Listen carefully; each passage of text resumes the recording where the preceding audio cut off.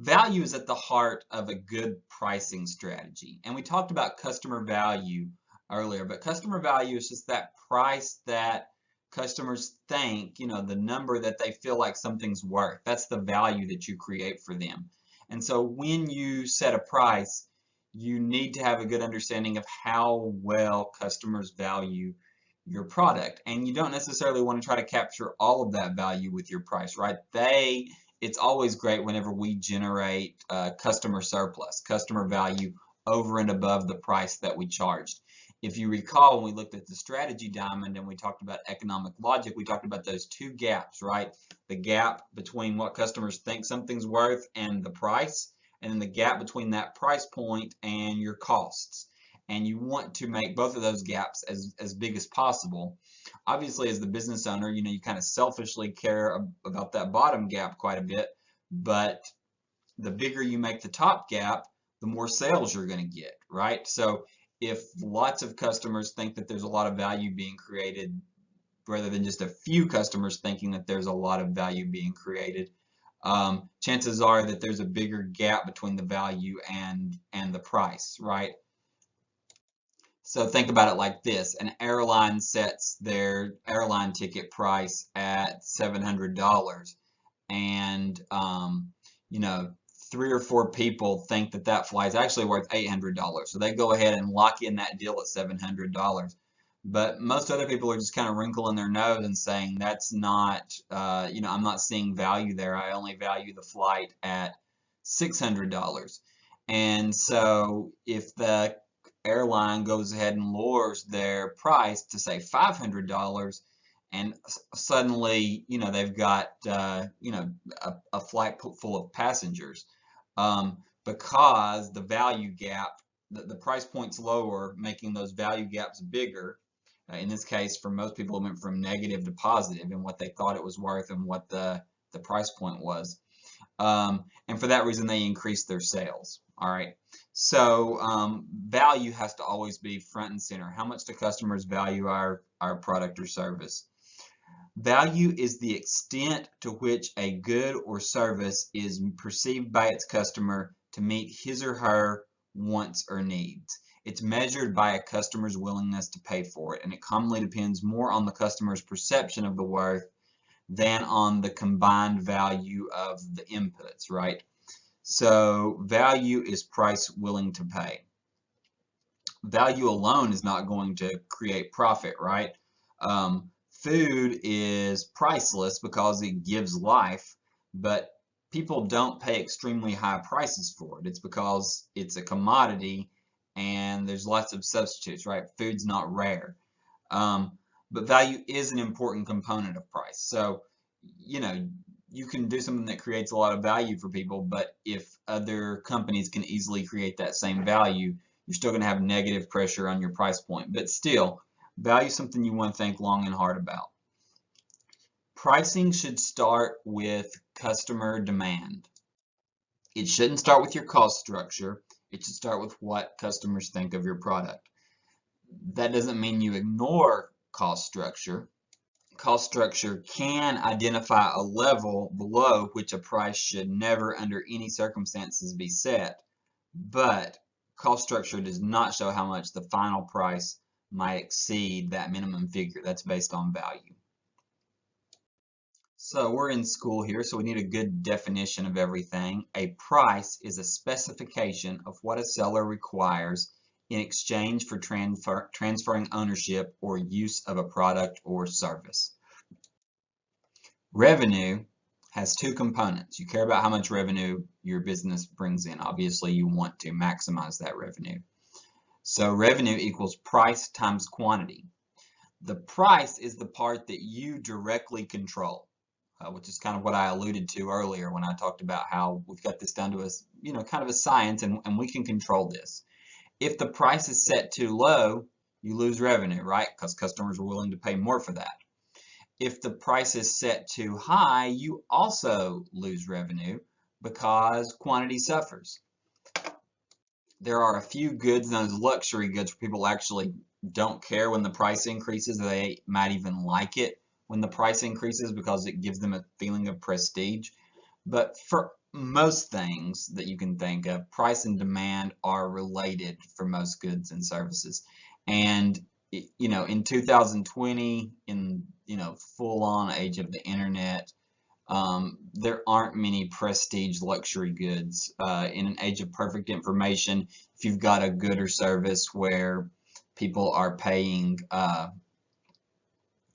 people are happy about a higher price, they want more of it at a higher price, that quickly becomes an opportunity for others to come in and sell it at a lower price, and the customer reviews, etc. Eventually word gets out, and the added prestige, if the products are of equal quality but one's got a lower price, word gets out in the internet, customer reviews, expert reviews, and for that reason, the superior quality idea behind the more expensive product kind of goes away, and with it the prestige goes away. And at some point it's just like, why are you buying this overly expensive product when there are very capable substitutes for it? So there are some luxury goods that behave that way, but for the most part, price and demand are related. The higher the price, the lower the demand. An important aspect of pricing is understanding elasticity of demand. Elasticity is the degree to which a change in price affects the quantity demanded. When price is elastic, it means that demand will change significantly when there's a price change. That means if you raise the price, a lot of people are going away. If you lower the price, you're going to attract a lot of new customers. For inelastic demand, demand does not change significantly when there's a change in the price of the product. So when you raise the price, nobody really blinks an eye. When you lower the price, nobody blinks an eye. They're still buying basically the same amount. All right. Do we want, as small business owners, for our company to have a product or service with elastic or inelastic demand? What do you think? Inelastic, right? Because if it's inelastic, we can raise the price and people aren't upset, right? Unfortunately, the nature of our product, more than us ourselves, control how inelastic the demand is. All right, so necessities, low price goods, water, electricity, milk, salt, fuel, those are all things that you can really raise the price and people aren't going to change their behavior that much. And depending on what it is, it depends on how much they're going to change that product, their behavior, right? They might change it more for milk than electricity, but they're not going to change it much for either one because they're necessities, and a very small percentage of your budget goes to those things. But for non-necessities, for really discretionary things that people spend a lot of time thinking about, and high-priced goods, a change in price is going to have a big impact on consumer behavior. So things like electronics, entertainment, furniture, cars, most services that are not essential have a big impact on the elasticity of the price will be elastic for those type goods. There are a couple of things that small business owners can do to make their product or service more inelastic. Number one, offering exceptional customer service keeps your customer in the fold, and they're not going to be as sensitive to a price change. Number two, differentiating your product or service in a way that makes it something they can't find somewhere else is going to make your customers more sticky and less likely to go away when you raise the price. So those are the couple of things you can do to make your price be less elastic, right? So that you have freedom to actually raise that price. So the cost structure, of course, is also important. Total costs equal variable costs plus fixed costs. Total costs are the sum of the costs of all the goods sold, all the selling expenses and the overhead costs. And they are a combination, of course, of variable and fixed. So variable costs are those costs that vary with the quantity produced or sold. So materials, the number of workers you need for an assembly line, basically as you produce more, it costs you more. And that's true for most physical products and lots of services. Fixed costs are costs that remain constant no matter how you sell. So your building, like your rent, machines, marketing overhead, these are things that you pay for up front, and it really doesn't matter the quantity that you sell. That bill's coming due, right? So they're two different things, and it's important to keep the two differentiated from each other. And one reason why it's important to keep it differentiated from each other is because of the formula that's on this slide. So if we want to calculate for ourselves a break-even point, we need to know what fixed costs and variable costs are, because we plug those into this formula. So the formula is the number of break-even units sold, that's the quantity, right, on the left-hand side of that equation that you see at the bottom, is equal to total fixed costs and expenses divided by something called the contribution margin. And the contribution margin is just selling price minus the unit variable costs. So, that's good vocabulary to know. You'll hear contribution margin. You should know what that means. It's the margin that you get from each product or service that you sell. The cost of producing it, the price minus the cost of producing it.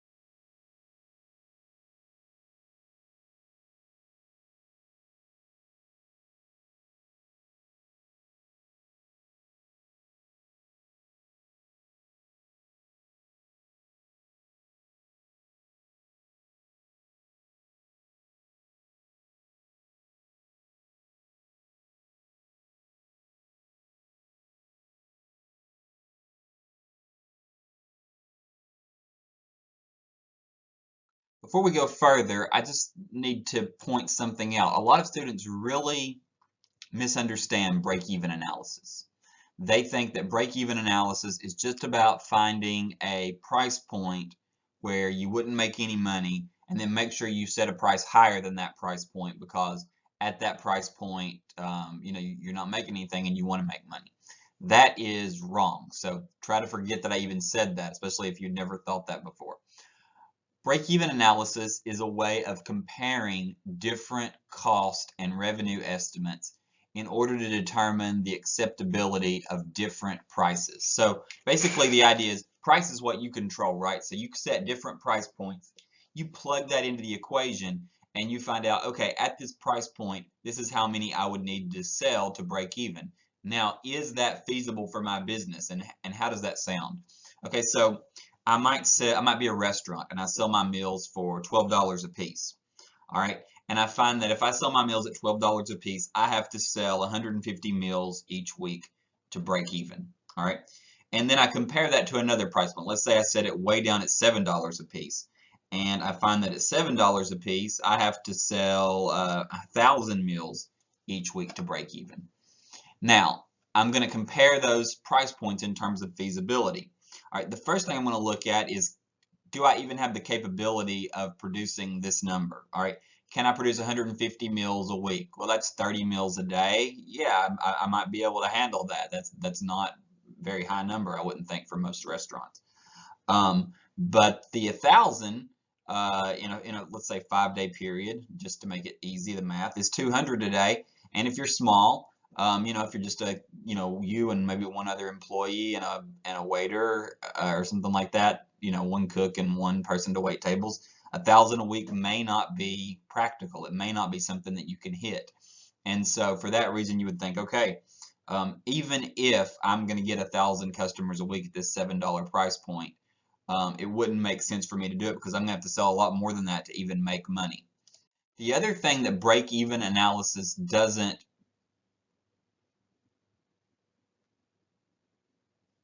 Excuse me, I thought I had a mess up with the slides. The other thing that break-even analysis doesn't tell you about is the price that customers are willing to pay. So we made this estimate that at $12, I need to get 150 customers to come in and eat. But what if the kind of food I'm selling, nobody's going to come in and pay $12 for my chicken fingers and fries?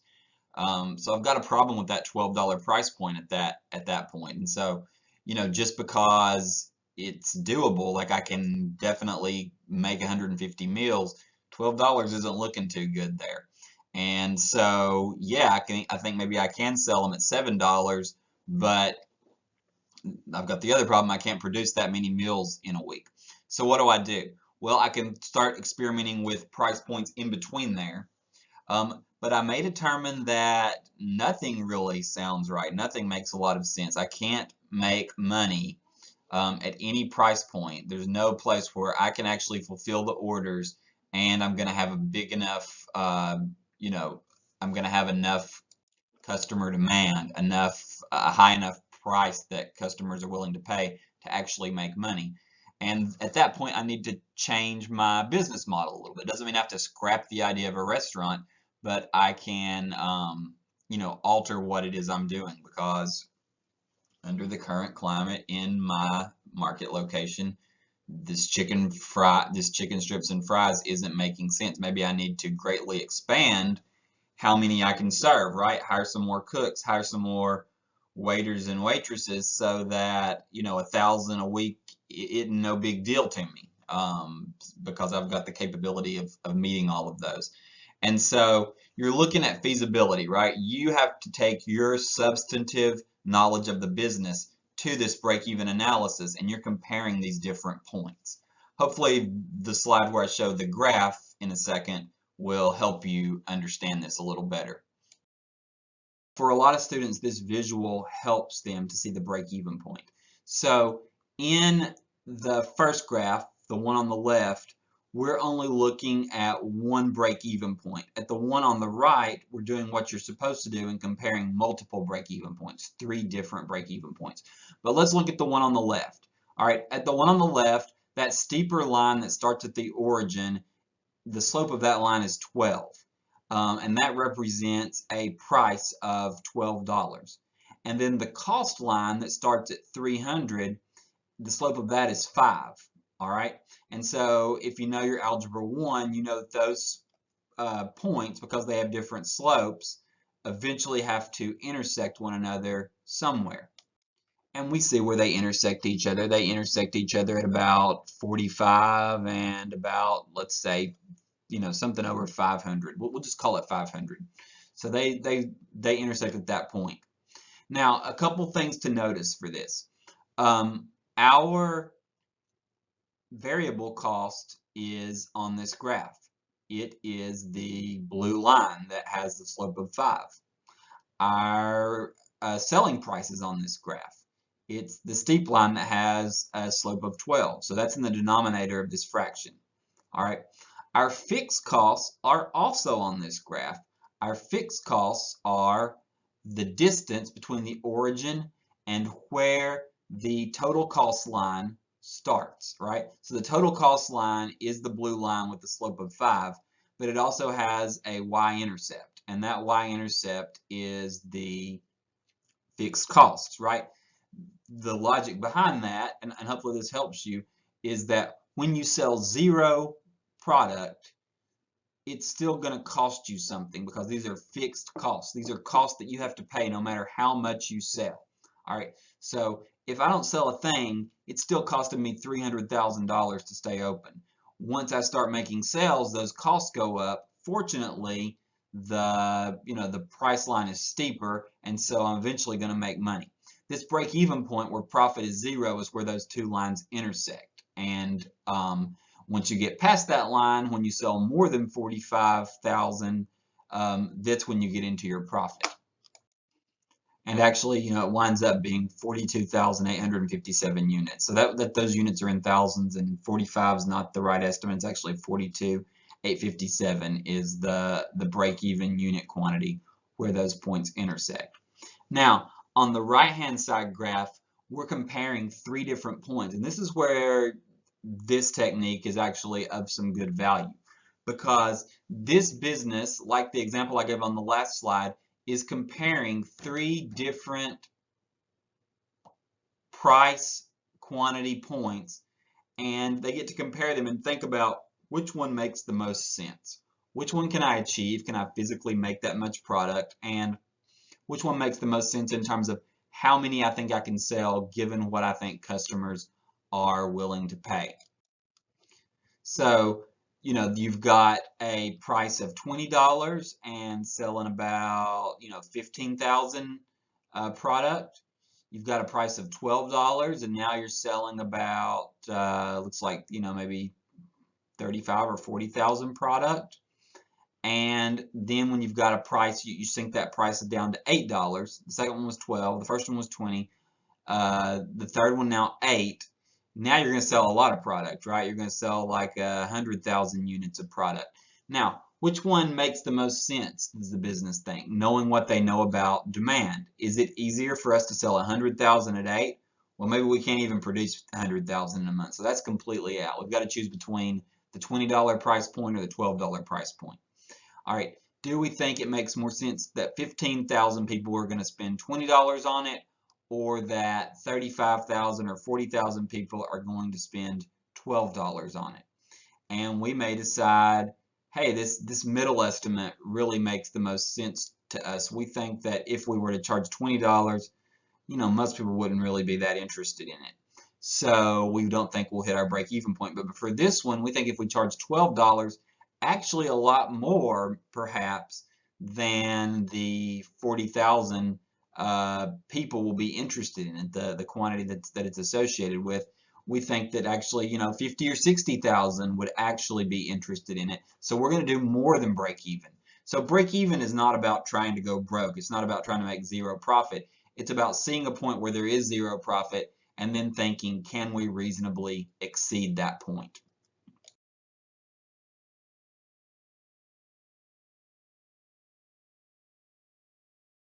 So how do we pick a price? Break-even analysis isn't really enough. We need to look at the nature of our customers and how they purchase our product or service when we choose price. There are several pricing strategies that are commonly available. Let's go through a few on this slide. Let's start at the top, 12 o'clock, with penetration pricing. A company that uses a penetration pricing strategy prices a product or service at less than its normal long-range market price. They do this in order to gain rapid market acceptance or to increase existing market share. They're trying to discourage competitors or preemptively underpriced competitors. Obviously, a firm that uses this strategy sacrifices some profit margin to achieve market penetration. Often, market penetration pricing is with the intention of later raising the prices once you run off some competitors. All right, next we have follow the leader pricing. This model uses the competitor as a benchmark and sets a price for a product or service based on what your competitor is doing. Your small business brand may have some different characteristics that make it valuable, customer service, a wrinkle in the product that others don't have. But a lot of times customers don't perceive that, right? They're not going to see that when they're skimming through the internet looking for a company and comparing price points. Thus, small businesses selling certain types of goods, especially products purchased primarily based on price, tend to be better off holding down costs so that they can price their merchandise in the same range or at the exact same point as their competitors. Price skimming refers to the practice of setting prices for products or services at high levels for a limited period of time before reducing them to more competitive levels.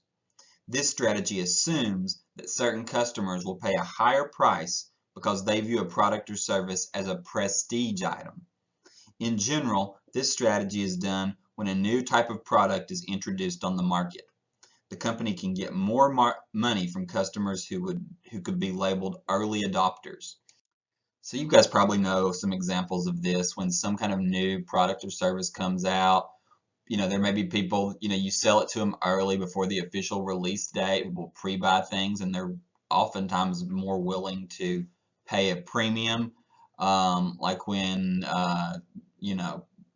a new generation of TVs come out, like 4K TVs, or the ones that are like, concave. Those, at first sell for a lot to customers that are really into new technology and really want to try that new product out.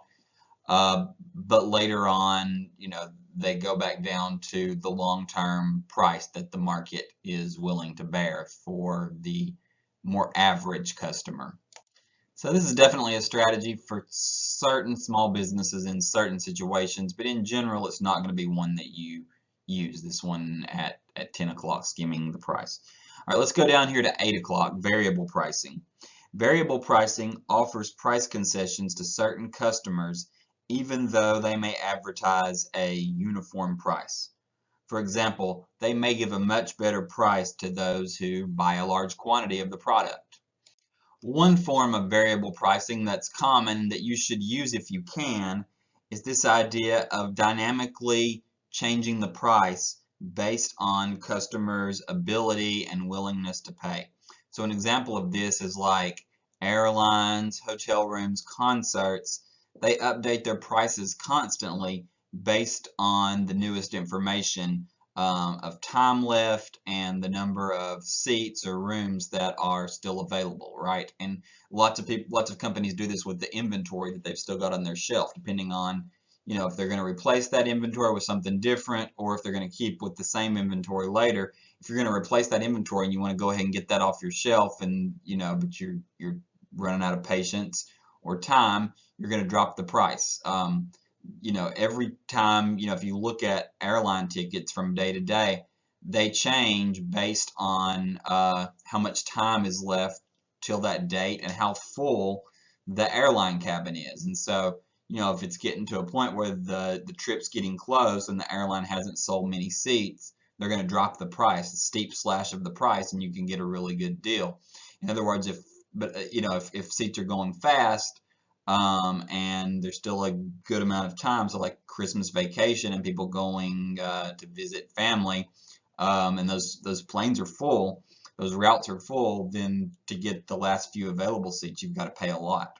So that's variable pricing. Basically, you price based on you know, being able to try to maximize the total amount of revenue you bring in by giving different people different price points. Okay, price lining is a thing that's designed to simplify the purchasing process. This strategy establishes distinct price categories, so maybe a high price category, a medium price category, and a low price category. And it will, group the products according to that, right? So you might walk into a suit store, a clothing store, and like all the expensive suits are on one side of the store, and then they point me to the other side of the store with the low dollar suits.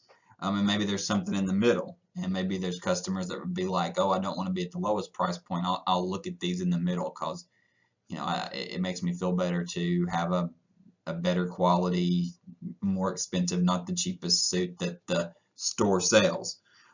This makes the selection process simpler for customers. You don't have to wade through every suit in the store. And it helps the salespeople be able to fulfill what you want faster and point you in the right direction. So this is certainly a thing to have. Different companies will have kind of like their budget level stuff, moderate levels, and high level things, and tons of kinds of companies do this. Restaurants do it, hotels do it, planes do it, clothing stores do it. There's categories, and you look at the category that you're interested in. Okay, the last one I'm going to talk about over here at 4 o'clock, prestige pricing.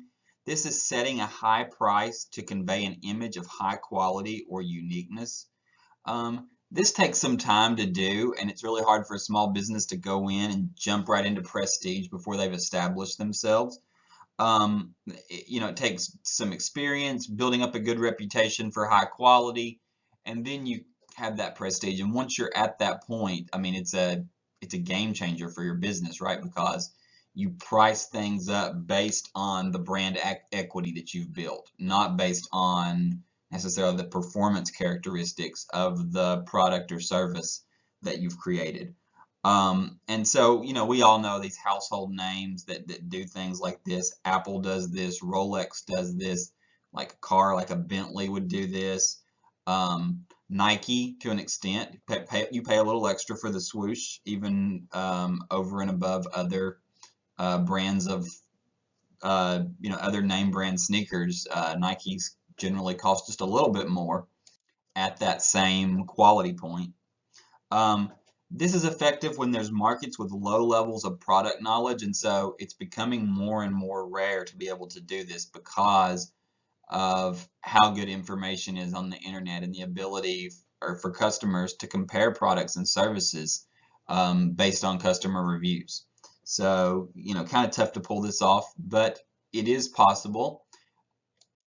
There may be a small business from your local town that's kind of based downtown on the square that is well known in the community, that is kind of has a little prestige factor, and people shop there, or they go to that certain thing for a certain type of service.